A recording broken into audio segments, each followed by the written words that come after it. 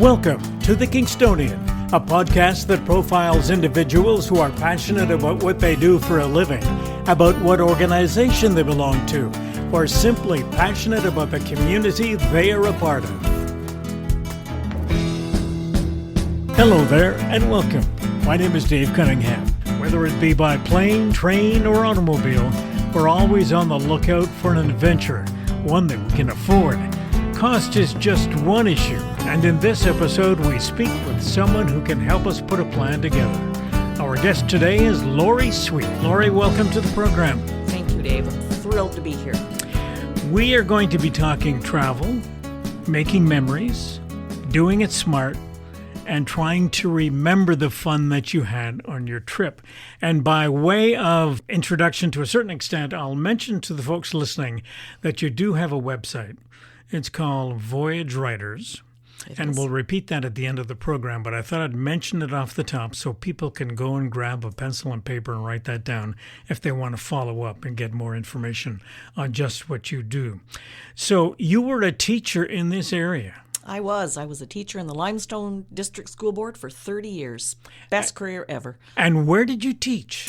Well, a lot of different schools, but the very last teaching placement was 12 years at Henderson Public School. And so there are probably a lot of people listening who may remember your name as being the teacher of their children. Very, very likely, yes. It's Mrs. Sweet. We are going to, as I said, talk about traveling and the experiences that you have had, and perhaps we can use some of those experiences to help people as they look down the road of planning their own trips. Just to give people an idea of your credibility when it comes to traveling, give us a sense as to how many trips would you take in the course of a year? In the last probably 5 years since I retired from teaching, I take on an average of 10 to 13 trips a year. 10 to 13? Yeah. That's a lot of trips. It is. No matter who you are. Yeah. You write about these trips after the fact, and you also do, what shall we call it? It's a clip is what you call it. It's a 90-second little bit that goes on pop can radio. Correct. And it talks about various aspects of traveling, and we'll talk a bit more about that and how you got into that a bit later on. Where did the bug for traveling come from? That's a really good question. I've always enjoyed traveling. My earliest memories were my parents taking us on camping trips. And we would take the week before March break, the week of, and the week after, and we'd head down to Florida, and we would do all sorts of things together as a family. And I always remember those trips, and I remember my mother keeping a journal about those trips and introducing me to journaling about the trips. So that was sort of my earliest bug, and I did it as often as I could over the years. Now, I don't really know the statistics, and you may know them yourself, but when it comes to people doing trips, particularly trips that are overseas, I'm thinking one trip a year or one trip every couple of years. Is that the average, or do you have a sense? It seems to be about one big trip every couple of years. They might do some smaller trips, maybe within their own province, for instance, if we're talking about Canada. But in general, it's usually about every couple of years they'll do a big trip. Now, when it comes to remembering your trip, and I'll use myself as an example. So my wife and I just came back from a 2-week cruise from San Diego through the Panama Canal and up to Fort Lauderdale. And I'm back at home, and I've got a couple of hundred pictures I'm playing with, and the difficulty is trying to remember where this picture came from. And fortunately for me, the software on my computer will tell me where the picture came from. When you talk about people and taking trips, is it picture taking that's more important or journaling that's more important? Wow. I would say the picture taking. I do both, of course. And the very last trip I was on, many of the people on the trip noticed I was jotting things down everywhere and taking photos. And they were thrilled because they said, oh, now I don't have to remember as much because I'm just going to go to your website and read the article about it. Traveling? Keeping a journal? Keeping a journal probably about, oh gosh, well, now you want me to give you my age away? I've probably been journaling about trips for probably 50 years. Yeah. Okay. So when you were a kid. Yeah, starting absolutely. back Right from the get-go. days. Do you find that when you are either taking pictures or writing notes down, and you do both, that distracts from enjoying what you're seeing and doing when you're on the trip? It does have its moments, but I'm at the point now where I can, jot some shorthand down. And then when I get back to the hotel that night, or say we're on a bus trip or on some transportation, I might take just a couple of minutes just to write a few more things down. And I tend to look up things all the time, before the trip, during the trip, and after the trip, meaning on the internet if I've got Wi-Fi at all, and I've got a few minutes. I'll jot down the basics because I'm afraid I am going to forget. I noticed that too, because my wife does journal when we're on a trip, and she'll sit down on the bus and write down notes that pertain to the particular part of the trip we've been on. Let's go back to the beginning, when people are sitting down and looking at the idea of going somewhere on a trip. So they are planning, and I guess the first topic they would be looking at would be destination. Where am I going to go? Yeah. Your advice in terms of picking a destination, what's the rule of thumb that you use or you've seen people use? Really, how much time do I have? Right. Because you will have to take some travel time to even get there. Right. Was there a reason for going there? Is it because I want relaxation, just some R&R? Or am I going for a cultural trip, or a little bit of both? So certainly look at that, and look at money, because, going to Europe, the euro is expensive. Now going even to the United States, our dollar really tanked, and it's you've got to look at how far your money's going to go, regardless. Now, when it comes to planning a trip to certain parts of the globe, how much does safety come into the planning? Safety is really important, and not only just your personal safety, but for instance, we just came back from Thailand, and we did that on an organized tour. And one of the main reasons was because Thailand's a fairly big country, but there's so many things to see, and we only had so much time to be away. But I was also concerned about the food. Okay. And I'm going with a professional who actually is from Thailand, and our guide was really good about telling us I would not eat at any of the street vendors. It's not necessarily that the food is, quote, bad. It's just different bacterias, and you don't want what they call Thai tummy, and it's going to ruin your trip. But I also have been to other places where other countries, even the United States, for instance, you just need to be smart. Right. And I do my research before. I go to the Canadian consulate website to get all of that contact information, to set up warnings. So if there is something happening in that country, you will get that warning while you're there or before you go. I think just awareness. I don't know if there's right at this point any place in the world I wouldn't necessarily go. There's too many places that I want to go that I don't have to go into a war-torn country, let's put it that way. So yeah, lots of consideration there. One of the issues that came up when we were on our trip, and we've experienced it before, is that if you're on a cruise ship, for instance, and you dock at a certain port, there are going to be people who are there who want to sell you something, some sort of souvenir. Mm-hmm. And in some places, they are more aggressive than others. Absolutely. And the challenge is, if you don't have an organized excursion when you get off the ship, then how far away from the ship do you wander? And I don't know how you judge that. Is it simply a conversation with the people on the ship, or how do you get a handle on how safe it is?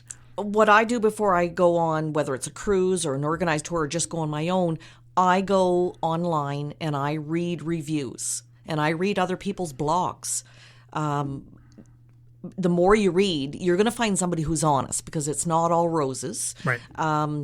My personal philosophy, when I do a cruise, for instance, I only do the organized tours for a couple of reasons. One, because ostensibly they're vetted by the cruise company.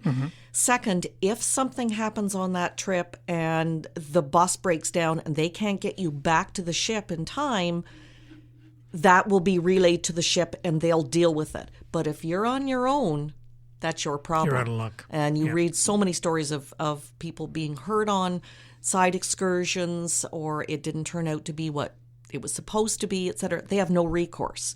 That's just my personal philosophy. Right. But if you do a lot of reading before, you'll be able to sort of pick what feels good for you. When you're talking about going on a trip, do you have a sense as to what the average length of the trip is for most people when they do go overseas, for instance? That's a really good question.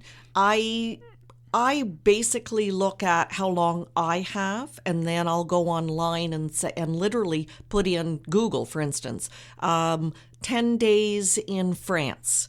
And you're going to get all sorts of recommendations for what you could do in 10 days in France. I also do look at organized tour companies, even if I'm not going to use one, because they generally have the best itinerary set out. That's my background research before I go. Now, when it comes to looking at the length of time, using myself as an example, so this last cruise was the longest one that we have taken, 15 days. And we found that to be a little too long. And I'm thinking a lot of that was because we spent 6 or 7 days of that trip at sea, just going from point A to point B. Yeah. So then it becomes a case of what sorts of activities does the cruise ship offer you when you are on the ship? Or what sort of activities can you do to occupy your time when you are on the ship? Exactly. They say the average of 10 days is really good. 2 weeks if you're on land, because you've got a week where you're starting to decompress from your daily life, and that last week you are just relaxed and enjoying it. And when you're on land, you can go various places. On a ship, you're kind of you are trapped to what their schedule is. That many at-sea days is not my favorite thing.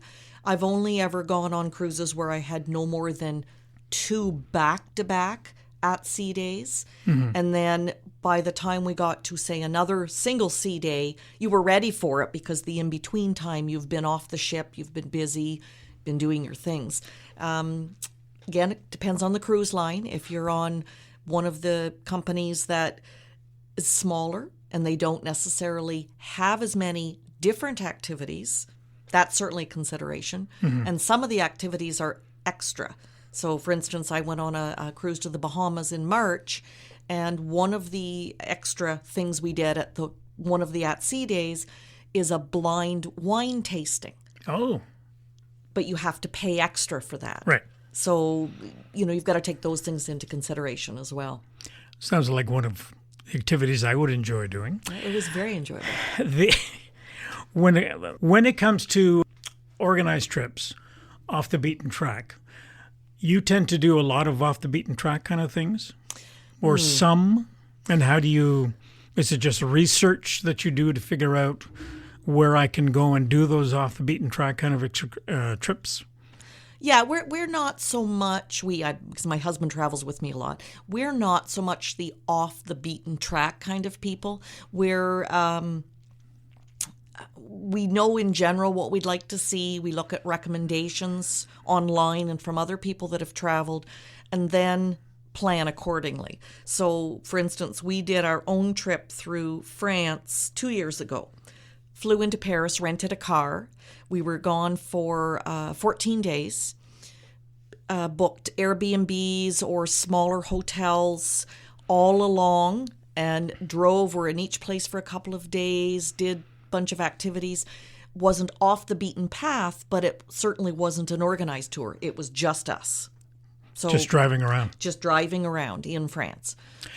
Okay, Lori, talking about traveling, and at some particular point, you decided to get a bit more serious about the business of journaling and about doing these clips we talked about earlier. And they, again, can be found on your website at Voyage Writers. Now, tell us how you got into that part of it.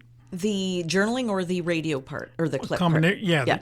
Well, the journaling, I had always kept journals, as said, and as I got into later years of teaching, and I was doing more travel on March break and over the summer and at Christmas, I was always looking for ways to incorporate what I was learning where I was traveling into my lessons, because I taught English, science, and health, but it was a whole combination of things. And I was, for instance, one trip I was in Paris, and we're going up the Eiffel Tower, and I'm clicking away with my camera, and my husband said, "Are you actually going to see the Eiffel Tower other than the camera?" And I said, "Yeah, I'm sure I will, but I'm teaching forces on structure in science. This is perfect." And then we did a helicopter ride another time down through the Grand Canyon. And again, I'm doing the same thing. And he made the same comment. I said, "Yes, but I'm teaching rocks and minerals."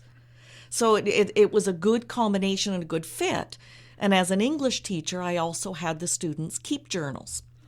And often a student might be away from school for a week or so because they were going on a family trip, and parents would ask me for homework.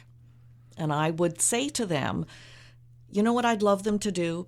1 or 2 journal entries and, maybe bring back a couple of brochures." Well, the kids were thrilled for that kind of homework, and they really connected with what they did. Mm-hmm. So as I was heading towards the end of my teaching career, people were constantly asking me for travel tips and all that other kind of stuff. So that's when I became more interested in the writing part, and I look back at my journals, think, well, I have tons of information here. I'll move that into a bigger article. In trying to get out, because writing is very isolating when you're at home, and I'd been a teacher for 30 years and with a bunch of people, I joined a local business group in Kingston. And one of the members of that group happened to be the producer at PopCan Media.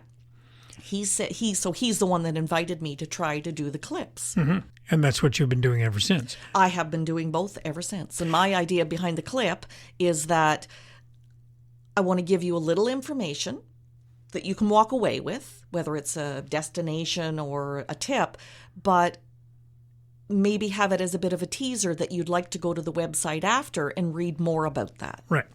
Makes sense. Yeah. So it's not just tips about where to go, it's tips about how to get there and the things you need to do in advance. Absolutely. So let's just focus on one of those ideas for a second, the business of packing your suitcase.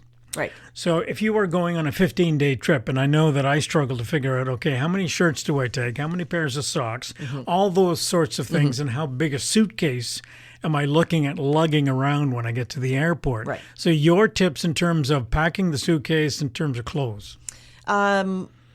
Definitely mix and match. Definitely materials that do not wrinkle or don't, the wrinkles will fall out when you hang them. But probably the number one thing I do is I use packing cubes. Packing cubes. Packing cubes. They are material. And you literally, so if you've got your shirts, I'm a person that rolls. Some people fold, whatever. But I roll all my shirts, all my tops, and put them in one packing cube. It zips up, and they now have compression ones where there's a second zipper. And so I get to my destination. Not only is my suitcase neat, I can take out the package I want that only has tops. I'm not digging and sorting through everything. Organizes your suitcase. It completely organizes it. I can get a lot into a smaller space. Now, most of the time I do travel with carry-on only, which makes people very anxious. A cruise, I will tell you, I don't do carry-on only because they have evening events that, when I dress up for. Yeah. But I did go somewhat minimalist this last time, and only brought one pair of dress shoes, one pair of casual. Shoes are a big item. That's right. And I kind of goofed up, and I brought 2 left feet of my dress shoes. Oh. Yeah, my daughter thought it was hilarious. Me, not so much, because my next down shoes were not nice with a nice dress. I made it through. Honestly, the 4,000 people or whatever on a cruise ship are not really looking at your shoes. No. That's a big thing with a lot of people, is figuring out just how much stuff to bring when you Exactly. do that. Do you wash stuff in the sink of the bathroom in the cruise ship?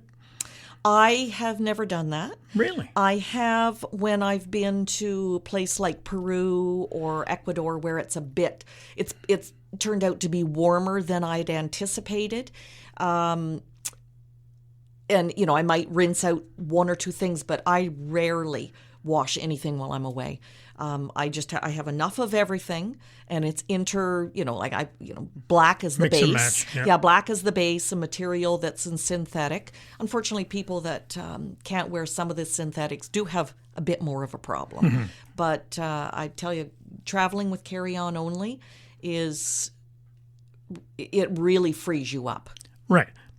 Scary to think about to start with. It does take some getting used to, and of course there's all the regulations with the amount of liquid and things. You have to rethink that, but if you can do it, it's and you're not deprived. Believe me, when you're at home, you think you are. Oh no, I have to have that. I often take stock even with what I bring and carry on and say, you know what, I didn't end up needing that, or I didn't use that. That's right. That's what I found too when I got back. There was stuff I never used when I was away. We have a couple of minutes left, and let's do a quick review or overview of some of the places interesting that you have visited, and which you would suggest people put on their possible itinerary. On their itinerary. Well, the last couple of years, we've really looked at where in the world are things changing. So, for instance, 3 years ago, we went to Machu Picchu in Peru. Right. It was always on our list, but not necessarily at this point. But we kept hearing that they were going to start really cutting down on the number of people that went, because it was becoming damaged. Right. So our concern was, what if, when we finally do get there, we can't visit Machu Picchu? So that was on our list. Last year, we took an absolutely amazing trip to Ecuador and the Galapagos Islands. Galapagos in particular, because there are species that are going extinct, even though they are regulating everything there. The world is changing. The environment's changing. That's right. So that was super high. This year we did Thailand. One of the main reasons is because there is, it might just be a theory, it may not be true, but they're worried about over-tourism. Mm-hmm. And I have to say that even though we went in what is considered the off-season, and I've got lots of that on my website because I really, truly believe in off-season travel, or shoulder season, as I wrote in a local magazine here, Refined Kingston. It was busy. If you don't like massive crowds, any time of year is going to be difficult. So That's sort of how I think people should look at it. What is it you're going to be really disappointed if you don't get to see it, because it's no longer there, or they're limiting the people or whatever. Mm-hmm. So that's one particular criteria you should have a look at. Yeah, okay. For me, yeah. We have run out of time on the program, but I do appreciate the time you have given us. And if people want more information, just the kinds of things that you do and your experiences with respect to travel, they can go to your website, which is called Voyage Writers. Yeah, it's voyagewriters.com. And if you want to hear any of the clips that are on PopCan Radio, you can go to popcanradio.ca or click on the podcast tab on my website, and it's there. And there's all kinds of things to listen to. Great. There is. Thank you, Laurie. Thank you very much. Always love to talk about travel.